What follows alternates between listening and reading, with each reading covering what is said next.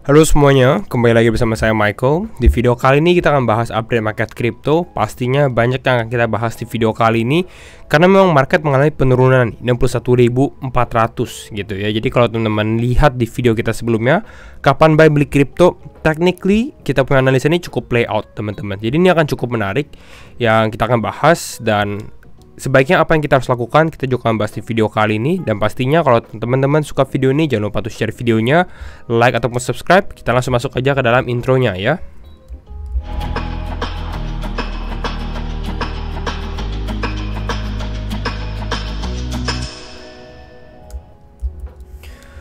Oke, nah kita coba lihat market. A bloody market ya, karena ini mengalami penurunan 3,8% untuk hari ini aja. Kita kalau lihat selama 24 jam terakhir yang terjadi adalah beberapa altcoins mengalami kenaikan. Ya, ini seperti yang sama saya bahas di video sebelumnya, di mana ada beberapa altcoins yang justru relatif strong secara performanya dia. Sebenarnya bukan mengalami kenaikan signifikan, tapi holding aja di saat Bitcoin mengalami penurunan. Di sini kita lihat tapi beberapa juga mengalami penurunan ya. Ada Ordi, ada Notcoin, ada Uniswap turun sekitar 7-8%, mungkin ada yang belasan persen. Ini yang normalnya teman-teman. Ya, jadi ada yang cukup kuat, ada yang mengalami penurunan. Ya. Sebenarnya kalau kita lihat Bitcoin di posisi saat ini ya, kalau kita balik ke awal, kalau kita Bitcoin di posisi kisaran 61.000, ini menarik nih teman-teman, karena ini udah hit level key supportnya yang akan kita bahas. Yang pertama, kalau kita lihat Fear and Greed Index juga, ini seperti yang kita bahas, kita udah kembali lagi ke area netral ya. Mungkin ada potensi kita ke area fear. Kalau menurut saya kita fear ini pada saat kita menyentuh angka kisaran 50 ribuan ya. Jadi kalau kita sentuh di bawah 50 ribu, ini sentimen akan ke fear sih gitu ya, karena di sini kita sudah di area 51.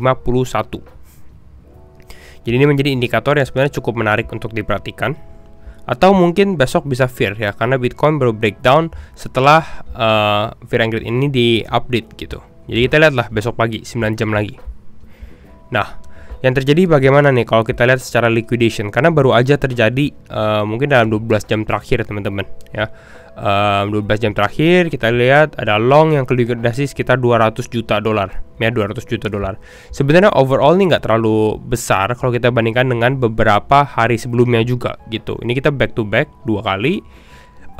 Alasannya apa? Kemungkinan besar alasannya karena orang-orang udah lebih berhati-hati gitu ya pada saat hal yang kedua ini terjadi gitu. Mereka udah melihat potensi Bitcoin untuk testing ke lower 60 atau ke level area rendah di area 60.000, 61 atau 62.000 teman-teman. Jadi mungkin yang kalian likuidasi di sini lebih karena orang-orang secara short term traders mungkin ya. Jadi ini kalau kita ngomong tentang likuidasinya, belum ada big liquidation yang sangat besar sih sebenarnya. Karena kalau kita lihat big liquidation seperti ini nih, bandingkan ya, ini yang di sini April ya, April dibandingkan dengan sekarang, sebenarnya ini tuh kecil ya, nggak terlalu besar. Tapi ini kita pelan-pelan, secara turunnya tuh pelan-pelan, nggak langsung turun 15-20%, tapi pelan-pelan nggak kerasa tiba-tiba turun aja. Dibandingkan dengan kita sebelumnya pada saat di April ini kita turun langsung benar-benar kerasa, orang-orang panik. Dan pada saat penurunan seperti ini yang terjadi tuh biasanya panik selling juga gitu, karena market turun semua dan banyak orang yang langsung panik selling.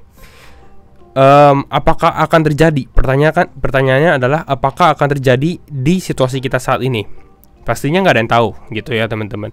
Biasanya sebenarnya saya lebih secure untuk entry di saat hal ini udah terjadi gitu ya. Big movement seperti ini, liquidation happening, orang-orang panic selling gitu ya, jual makanya harganya turun terus. Tapi another point yang kita harus perhatikan adalah sentimen market saat ini sudah low banget gitu, sudah rendah banget. Jadi kemungkinan bisa juga ada kemungkinan nggak terjadi gitu ya. Jadi yang saya lakukan adalah tetap aja keep on buying, tapi masih harus berhati-hati, siapa tahu hal seperti ini terjadi gitu. Itu yang strategi yang saya lakukan gitu ya. Oke. Next, mungkin pertanyaan teman-teman adalah kenapa nih Bitcoin mengalami penurunan gitu. Ini kita lihat Bitcoin ya. Kenapa nih Bitcoin turun signifikan? Ada beberapa penjelasan, tapi the main reasons adalah di sini ya. Mt. Gox says they will start repaying Bitcoin. Ya, Mt. Gox ini sebenarnya exchange yang dulu banget, kuno gitu ya. Terus dia tetap tutup, tapi dia masih ada holdings Bitcoin. Jadi user yang punya Bitcoin itu masih di keep lah gitu ya, masih di mereka punya holdings. Nah, sekarang di tahun ini ya, di bulan Juli nih teman-teman lihat, the repayments will be made from the beginning of July.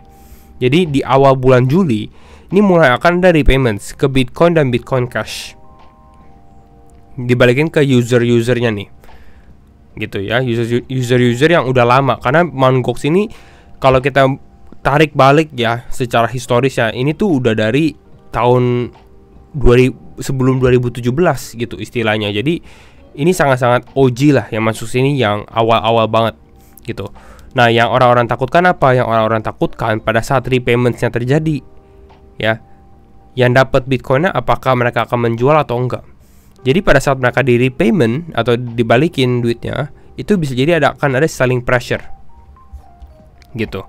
Kenapa? Karena Mt. Gox itu mereka mempunyai sekitar 141.000 Bitcoin, teman-teman. Ya, ini besar nih, 141.000 Bitcoin on behalf of creditors. Gitu. Jadi sebenarnya this is lumayan besar lah secara amount yang akan mereka repay gitu. Kalau kita mau bandingkan dengan dollar value-nya gitu ya. Yang kita rasakan ya beberapa minggu lalu lah gitu ya, pada saat market mulai down slowly gitu ya, pelan-pelan turun gitu ya. Ini yang terjadi adalah Germany ya, Jerman, di mana pemerintah Jerman menjual Bitcoinnya mereka itu sekitar 3 miliar dolar ya, dan Mt. Gox itu ada 9 miliar dolar gitu. Jadi ya 3 kali lipatnya lah ya, 2 kali lipatnya dari Germany. Jadi ini harus kita perhatikan secara selling pressure yang ada gitu. Makanya mungkin pada saat news ini keluar, Bitcoin turun lagi gitu ya, yang lebih signifikan. Tapi menurut saya ini juga ada potensi karena ini big news happening gitu ya. Dan biasanya pada saat big news terjadi, orang-orang gak expect itu terjadi, itu bisa jadi possible bottom juga gitu. Dan memang pas news ini keluar, kita juga lagi di area key level. Nah, itu jadinya menarik. Dan ada beberapa sebenarnya berita positif juga, bukan hanya negatif gitu. Salah satunya adalah Michael Dell ya. Michael Dell adalah CEO dari perusahaan Dell ya, teman-teman mungkin tahu Dell, mau laptop Dell atau elektronik lah gitu ya dengan merek Dell. Ternyata dia juga bullish sama Bitcoin karena di Twitternya dia juga nge-tweet gitu ya. Ini ada Cookie Monster istilahnya memakan Bitcoin gitu. Nah, ini ada analisa dari Dan Crypto Trades, dia bilang seperti ini, Mt. Gox Bitcoin selling will weigh down on Bitcoin. Jadi istilahnya Mt. Gox ini kan lebih karena Bitcoin dan Bitcoin Cash. Jadi sebenarnya berita negatifnya itu lebih karena di Bitcoin dan Bitcoin Cash. Altcoin seharusnya nggak akan terlalu ada efek. Jadi di awal Juli itu akan menarik. Yang pertama, adanya repayment dari Mt. Gox, ya itu akan bearish ke Bitcoin ya, kalau misalnya mereka mulai menjual.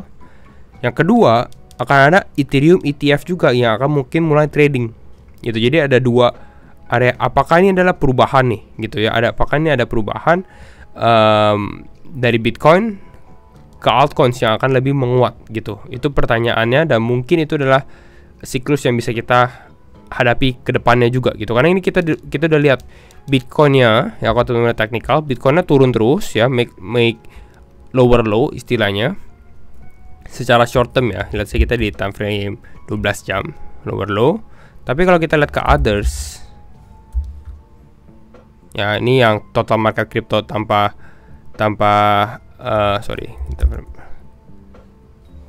total market crypto tanpa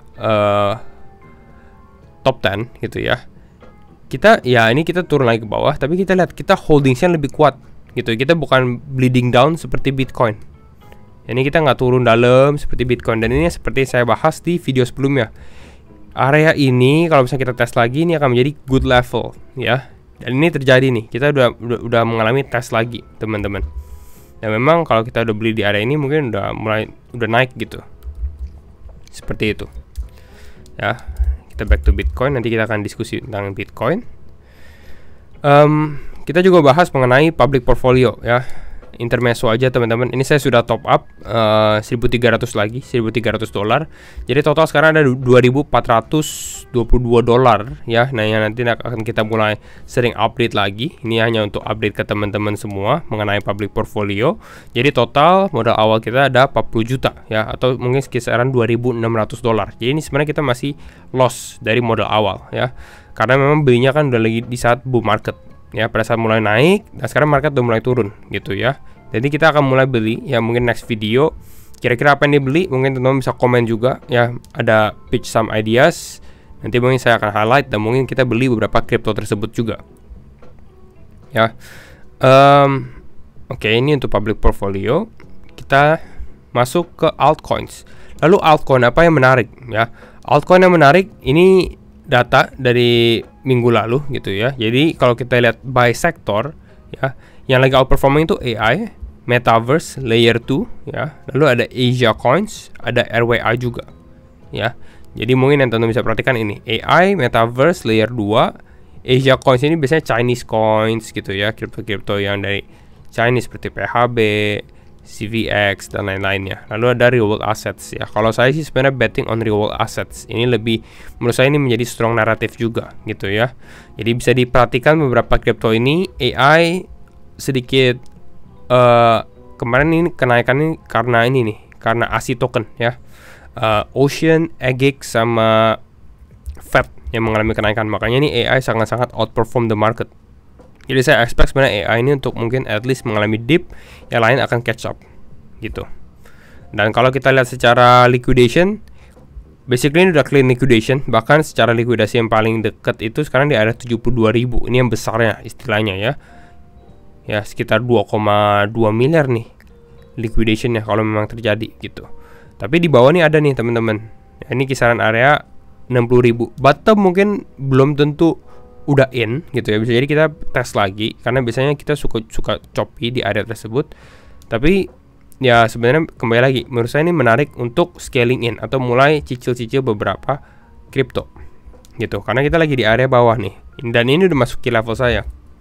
Ya kalau kita technical, kembali lagi disclaimer on and do your own research karena setiap keputusan di tangan teman-teman gitu ya.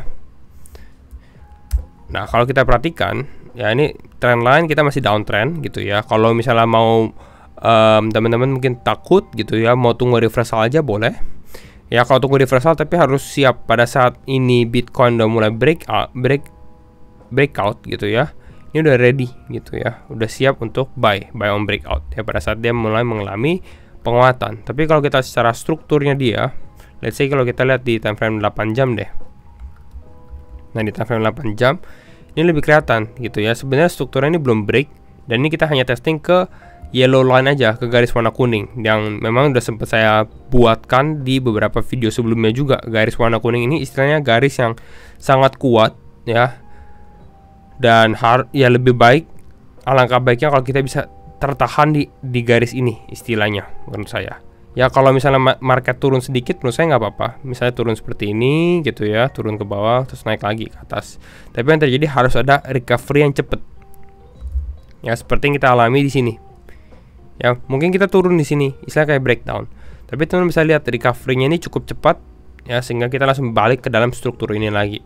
Ini tanda-tanda, ini istilahnya ini cuma fake out doang ya, untuk trigger orang-orang mungkin yang panik selling untuk wah jual nih gitu ya, tapi ternyata market mulai naik lagi gitu ya. Jadi ini sebenarnya a good level sebenarnya untuk buy di Bitcoin secara khususnya gitu ya, kalau kita lihat di area ini.